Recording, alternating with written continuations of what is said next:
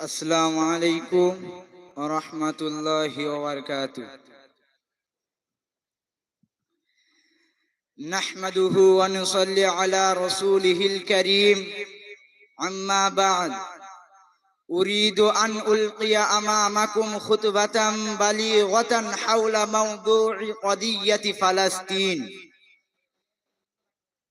ইয়া আইয়ুহাল মুমিনুন, কদিয়্যাতু ফালাস্তিন কদিয়্যাতুল মুসলিমিন।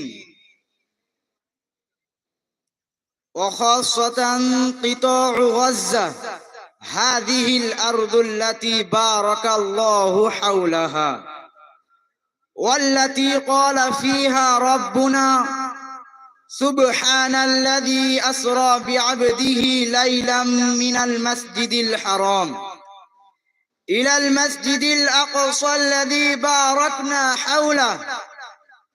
أيها المؤمنون، إنما يجري في غزة وفي فلسطين كلها ليس حدثا عابرا، بل هو صراع بين الحق والباطل. وفي فلسطين كلها ليس حدثا عابرا، بل هو صراع بين الحق والباطل. إنها قضية دين وعقيدة. يا أيها المستمعون، ألا تعلمون أن هذه الأرض هي أرض الإسراء وأرض المعراج التي فيها المسجد الأقصى.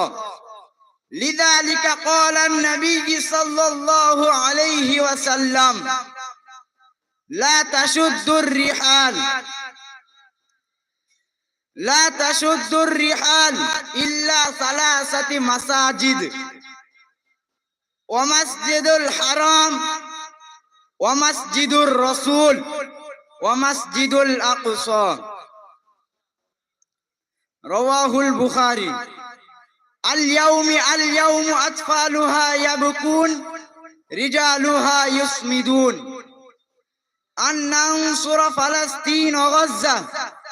قال الله تعالى: وما لكم لا تقاتلون في سبيل الله والمستضعفين من الرجال والنساء والولدان. يجب علينا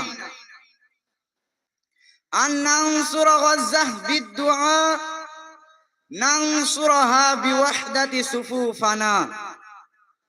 اللهم انصر إخواننا في فلسطين، اللهم انصر إخواننا في غزة، اللهم انصر إخواننا في الهند. آمين يا رب العالمين. أكتفي بهذه الكلمات، وآخر دعوانا عن الحمد لله رب العالمين.